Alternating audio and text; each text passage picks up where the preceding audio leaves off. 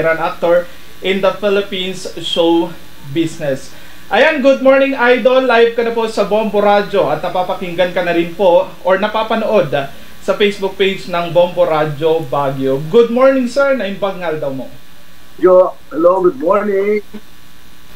Now, naging parang working student, modelo muna. Pagkatapos, nung nagmumodelo ko, nakilala ko si Test, nakilala ko si Floyd Robinson, yung mga sina Ernie Garcia, yung mga artista dati. Nung, mga 79 na to, 79, 80, alam ko, buhay ka pa noon. Buhay ka na. Anyway, yun, nag-umpisa sa ganon. Hanggang sa, inibita ko sa isang tape, sa isang shooting, at wala akong balak mga artista talaga. At nanonood lang ako, pinanood ko sila dahil sabi nila sa akin, samahan ko sila.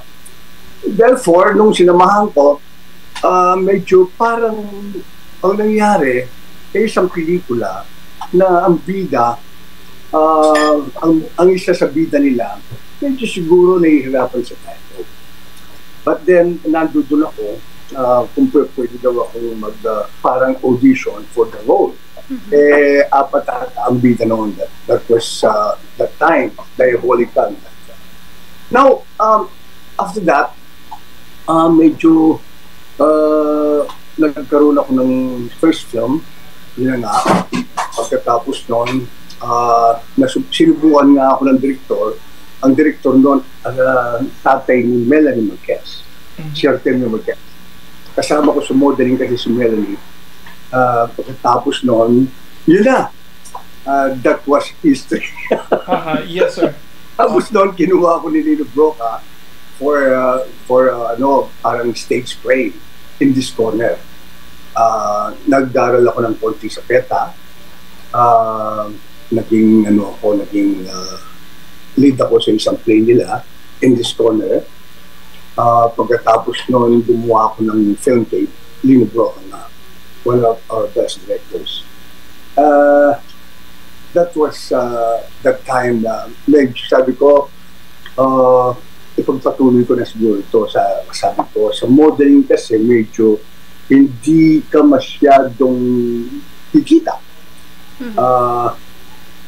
Parang mas maganda at pagsabayin ko to, sabi ko, modeling at saka actor.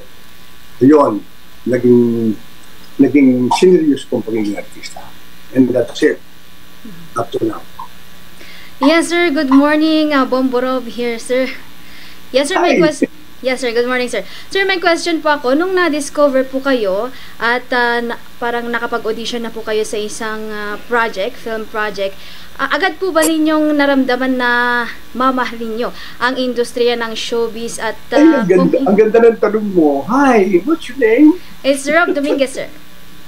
Hi. Oo, tama ka.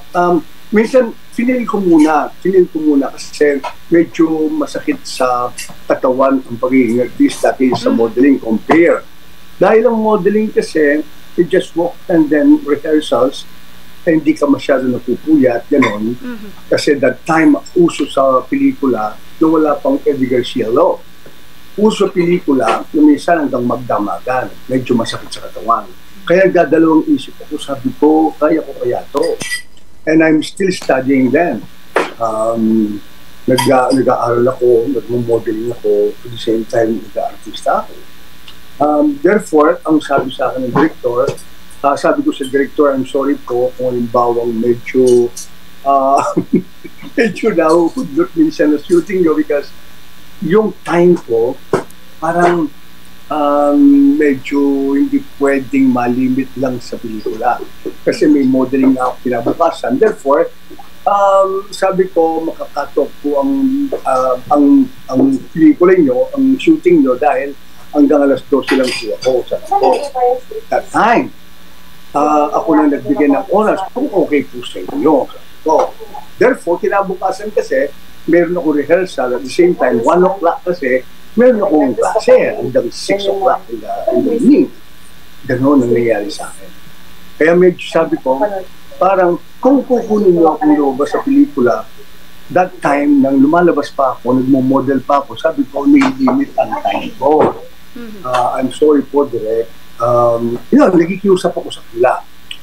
Nung nalaman nilang medyo okay pala ako, kahit paano, nakakapag-dialogue ako, medyo siguro binigyan ako ng parang leeway, you know, o medyo hindi masyado hinakitan because of that. That's it. Ngayon, nagustuhan ko na dahil nga mas when it comes to salary, parang mas compensated ang being an actor. Yes, sir. Yes, Idol. Ano po ang una po ninyong movie na ginawa? Kung maalala po natin. And kumusta po ang unang performance po ninyo? Hindi nga. That was the time nung kilala nyo si yung kapatid ni Rudy Fernandez. The name is Merly Fernandez. That was the time na semi-drama and parang ang ginawa ko noon parang it's a suspense thriller movie. The name is Diabolica. Yun lang nga ang unang pelikula ko. And that time after that, what's this? Medyo pasensya ka na. Ang naalala ko, isa pa, yung Shame ni Claudio Sobel. After that, kasi that was the time na sumikat si Claudio Sobel, sinama ako ni Elwood Perez, yung director. And after that, may nakakita sa akin si Willie Milan. Willie Milan kasi action director. Pumunta sa set namin. At least may ginagawa rin silang pelikula dun sa set namin malapit. After ng ginagawa nila, ang movie is Mad Warrior, no? Pagkatapos noon, yun na ang mga sunod-sunod ko. Diabolica, then Shame. That's it. Yun, sunod-sunod na yun. Yes, sir. Yes, sir. Personal na tanong, anong special na skill mo as an actor na meron sa'yo, sir, kumpara sa ibang mga artista? May masasabi ba tayong special na katangian po ninyo na talagang okay naman and kaya kinukuha ka ulit ng ibang director, sir? Nakita nila siguro yung napapansin nila na hilig ko na yung pagiging artista. Now, kinuha nga ako nitong action director, binigyan ako kagad ng nakita pa lang ako, binigyan ako ng 3 kontrata na pelikula for Regal Films. Now, ang skill ko na nagustuhan siguro nila yung action. Sabi nila sa akin, mukha akong pang-action, parang nakikita nila, pang-drama action daw ako. Sabi ko, okay, let's try. Yun, ang special skills ko, yung ang martial arts siguro, no? Tapos yung kahit pa paano nagugustuhan nila ako umarte siguro. That's why, di ba? Acting ko, gano'n. Yes, sir. Because of this, yes, sir. Sir, sa mga ibang pelikula po kasi nyo, parang mostly yung mga nagiging roles nyo is, kumbaga yung kontrabida. Ayan, sir, itatanong ko sana kung anong mas mahirap gawin para sa inyo? Yung pagiging kontrabida ba? Or yung pumapel bilang bida sa mga pelikula? Seriously speaking, marami akong ginawang bida roles. Pero nagugustuhan ko rin, kaya I won an award because of these films, no? Ang bida kasi, ang gusto ko, bida, no? Tapos, kasi nakukuha mo lahat ang mga sitwasyon. Unlike kontrabida isang role, nandito ka lang, hindi masyadong malawak. Dito kasi sa bida, kasi sakop mo lahat ang buong istorya, kaya lahat nagagawa mo. Mas nadadalian ako siguro sa bida. Pero minsan, nadadalian ako. Kontrabida rin. Kung ano yung role ni minsan nararamdaman mong mas film mo, doon ka na, you know. Anything goes eh. If you're an actor kasi, minsan hindi dapat, lalo na ngayon, hindi dapat mamili ng role. Ngayon, siyempre, minsan, mas maganda kung pinaka-major role na ang lalabasan mo. Yes, sir. Sa bawat araw na pagpasok po ninyo para gumawa ng pelikula or film, ano po ang nagpo-push or nag-inspire po sa inyo para ipagpatuloy pa po ang acting career and gagalingan pa po lalo, sir? Inspired ako sa mga pag nakikita mo, inspired ka kasi umarte, nagugustuhan ko na kasi. And dinevelop ko talaga to na into something na talagang ikakareer ko na sa ko. Kaya inspired ka rin dahil nga para bang katulad na may work kayo, gusto niyo na nandiyan kayo sa radio, natutuwa kayo. It's not something like masyadong mahirap sa inyo, hindi na masyadong mahirap dahil dyan ang hilig nyo, yung passion nyo. Ganun ang nangyari sa akin. Naging passion ko na siya. Kasi compensated siya in the first place. At the same time, para kayong barkadahan pag ito shooting, para bang, hindi naman laro, no? It's fun. Para bang nagsasalo-salo sa pagkain, ganyan. Pagkatapos, ito na ngayon, o ikaw na, medyo maganda rin ang feeling. Medyo tinuturing ka na, lalo na pag nagkakaroon ka ng pangalan kahit konti, tinuturing ka na ng medyo important actor at lahat ng major respect na pupunta na sa iyo. Yes, sir. So, sir, alam naman natin na may mga ilan na po sa inyong mga kasamahan sa industriya ng showbiz na nauna na namayapa. Sir, ngayon po, nakakaramdam na rin po ba kayo ng parang pagkamis na makatrabaho po ang ilan sa kanila ulit? Sana at papaano niyo po ihahambing yung halimbawa yung paggawa ng pelikula noon at yung paggawa ng pelikula ngayon, gawa ng aktibo pa rin po kayo hanggang ngayon, sir? Dati kasi, compare yung mga pelikula dati ngayon. Okay, ang kino-compare ko noon, kasi dati, puro film kami. Hindi kami nag-series sa TV. Okay? Mas medyo, when it comes to compensation, monetary or something, mas maganda ang series. Sa hanap buhay, pag-usapan. Ang series kasi, katulad ng mga ginagawa namin, 3 times a week, 2 times a week ang namin, taping namin a week.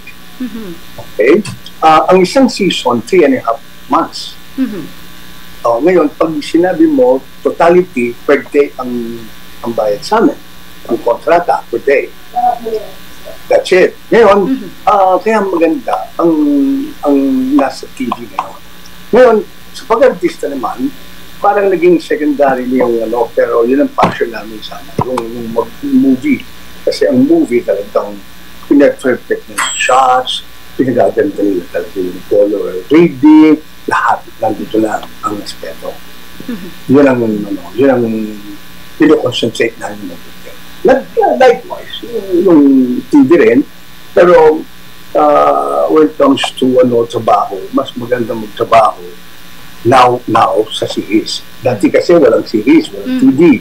Hindi masyado mga drama-drama. Mga dati kasi labing New York Silent, yung mga Tony Reyes, yan lang ang mga TV namin dati. Yung mga drama. Tapos yung mga Valiente, yung mga ganyan dati, naalala nyo. But then again, hindi masyado yun. Konti lang artistang nagagalaw nila. Right now, marami. Yes, sir. Yes, sir. Sir, active pa po ba kayo sa sa modeling kasi nabanggit nyo kanina na isa yun sa mga naging trabaho? Yes, there was a time na pero ako, magre-reunion sana kami yung mga model term mo yan. Sabi ko, sige, tuloy natin. Para at least makita naman nila yung difference ng dating modelo at saka ngayon. Kasi may edad na kami kahit na paano siyempre. Ang modeling sa amin ngayon, parang hindi na masyadong siguro, hindi rin dapat. Yes, sir. Tanong ko rin nabanggit mo na rin etong monetary, sir, kasi may mga nababalitaan kaming mga ibang artista, lalo na yung mga henerasyon po ninyo na mga artista na parang bumalik sila sa pagiging mahirap. Ano po ba ang sekreto po ninyo, kayo mismo, sir, kung paano po i-handle ang financial, kasi madami na ngayong pumapasok mga bagong artista, sir, kasi syempre para naman at least malaman ng mga bagong artista ngayon kung ano yung sekreto po ninyo, kung paano po kayo nag-iipon para at least in the future, if in case opo. Kasi mga artista kasi minsan, to tell you the truth, minsan mahirap magnegosyo ng isang artista. Baka siguro mapupunin nyo to. Basta ang mga artista kasi, syempre, hindi nila pwedeng i-attend ang mga businesses nila na araw-araw. Dahil minsan, kung talagang kailangan ng personal na nandun ka parate, mahirap din, mapapabayaan, di ba? Baka merong, I'm sorry, may nagnanakaw, may hindi papawalaan, kulang, meron kayong communication daw. Hindi parating nandoon ka to check it out. Kaya minsan nawawala ang business, nauupos yung puhunan, ganyan, nasisira lahat yung discarding ng artista. Sa isang banda, ang artista kailangan magkaroon lang para bang buy and sell. Ganyan lang siguro sila. Ganyan. O kaya yung real estate. Ganyan. Pero mga ginagawa nila ngayon. Like right now, compare yung mga dating artista kasi minsan, lalo na yung mga artista dati, parang, I'm sorry, sinabi nila parang, parang wala nang katapusan. Ganun. Wala nang katapusan yung pagsikat nila or demand nila. In demand kasi sila, like mga supporting actors, I'm sorry, hindi ko na sasabihin, nag-end up sila talaga ng wala. Because of mahilig sila ginong, mahilig sila sumugal, pagtapo, mahilig silang good time after ng taping, shooting, Dahil nga, siyempre, masaya sila eh. Gusto nila siguro, hindi nila naiisip yung buhay sa panghinarap. Like ngayon, mga bata ngayon, nakikita ko, masyado silang business-minded. Mga conscious sila sa nila. Yung mga bata ngayon, marami na may mga negosyo. Ganon, hindi katulad dati. Katulad ko naman, siyempre, may mga dati kaming farm at may mga real estate kaming nabili, kahit konti, may mga bahay kaming naitayo. Anything happens, meron kaming ibebenta kung sakali to create like right now, siyempre may edad na kami, diba? To create a business which is possible na pwede namin i-attend someday, soon. Ganon. Kailangan kasama mo yung wife mo, kasama mo na yung mga anak mo, just to reckon, to manage it. Hindi na masyadong mahirap. Like kung mahirap kung napapabayaan, wala kang nabili man lang kahit diba? Yeah. Yes, sir. Oo. Noted for that, sir, kasi baka susunod na kami maging artista ni Bomborob. Pero anyway, thank you for that information. And yes, sir, sa mga anak mo, idol, sino-sino po ang artista sa kanila or sumunod sa yapak mo, sir, as an actor? Alam mo, ang anak ko kasi, lalo na si Isabella Binson, yung nasa ang tawag dito, nasa The Voice, no? Sa The Voice. Nag-create na rin siya ng name. Pero as of today, nag-The Voice siya, pero she's studying up law. Naglo-law siya. No? Yung isa naman, si Antonio Binson, yung bunso ko, kinuha ng Channel 7 at saka Cornerstone. 16 years old pa lang, kinuha na siya. Yes, sir. Ina-encourage nyo po ba sila? Ina-encourage po ba ninyo sila na pumasok sa pag-acting, sir?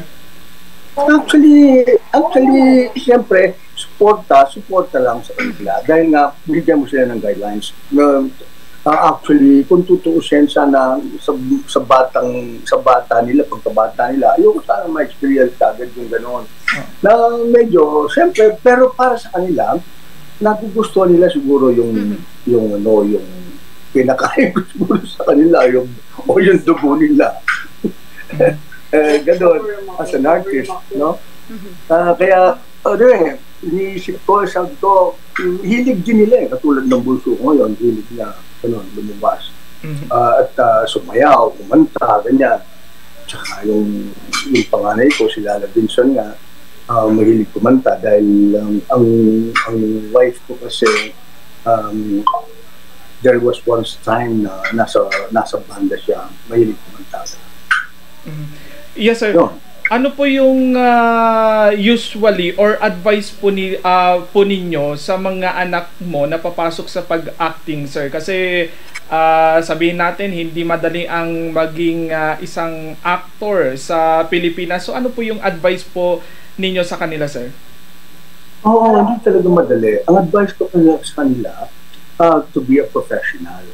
Kasi ang professional, meaning, ang kailangan kasi mayroon ka na. Katulad ngayon, tinuturuan silang umarte. May workshop sila every time.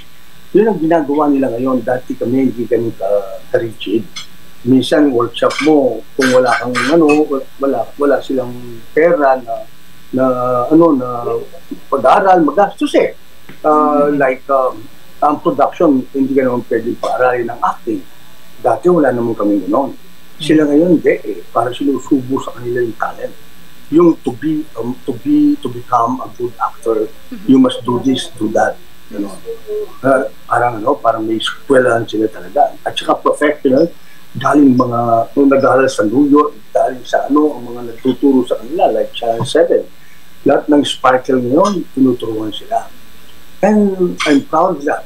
Kasi mahirap din.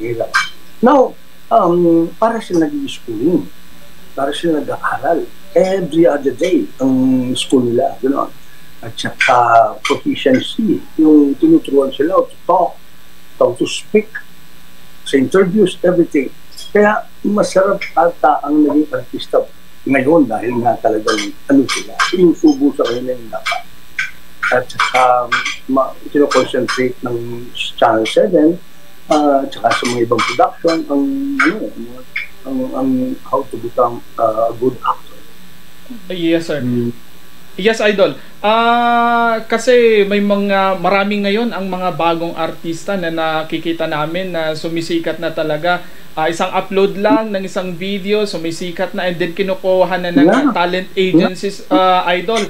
So, kung titignan po ninyo, dahil matagal na po kayo dyan sa industriya ng showbiz, ano po ba yung or kumusta? Nakikita po ba natin ang professionalism nitong mga bagong artista, or kung ikukumpara, may pagkakaiba po ba? No, medyo ganito yan noon. Kasi trained kami, yung mga artista dati talagang hindi naman sila ang professional ng mga bata ating artista. Hanggang ngayon nakikita kami, mga senior, we are a good example sa kanila. Nakikita nila kahit na medyo batikan na kami o veterano na kami, nakikita nila kami ng example sa kanila. Ginagawa naman nila ngayon. Kasi yan ang tinuturo sa kanila beforehand. Lalo yung mga managers nila, tinuturuan nila to be a professional. Professional talaga. Kasi kahit na isa nga sinabi ko sa interview ko dati, sabi ko, kahit na mahusay kang umarte, pag hindi maganda ang ugali mo, hindi ka rin kukunin, Vince. Dahil, yung parang negative ka sa set. Di ba? Problema ka sa set. Aalis ka, darating ka, tanghali na, late ka, aalis ka, magpapaalam ka, tapos babalik ka, hapon na, gabi na. Kasi hindi lang yung ugali. Yung masyado kang alam mo kung sino ka sa loob. Hindi kasi kailangan ituro yung gano'n dahil nga nag-uumpisa sa family. Kailangan turuin mo yung mga anak mo para hindi mayapang. Kasi lalaki talagang ulo mo kung sakali. Being an actor kasi masyado kang hinahangaan sa labas, papapicture sa'yo, mag-aano sa'yo, masyado kang ini-entertain, kahit saan ka pumunta, maraming considerations na nangyayari sa labas, pag-drive. Yung marami. Ngayon, lalaki ulo niya, lalo na pag medyo sinisigawan. Yung bang natataranta yung mga babae sa'yo, mga fans mo, siyempre ganun yan. It follows. But then, yun na nga sinabi ko. Hindi dapat lumaki yung ulo niya dapat. Sabi ko, hindi po pwede yun. Dahil ang paglaki ng ulo ay nagkababagsak niyo. Kung gusto niyo talaga yan, gawin yun dapat. Hindi po pwedeng maging akala mo sino ka. Anak ka na ganito, porque may pangalan konti ang tatay mo, o nanay mo, pwede ka nang gumawa kahit ano. Hindi pwede. Dapat ikaw nga ang good example dahil nakita yung attitude ko, nakita yung attitude ng tatay mo, kung sino man ang artista, bakit ikaw ganyan? Don't try to compare. Masakit din yun kasi, diba? Sa amin nagre-reflect yun,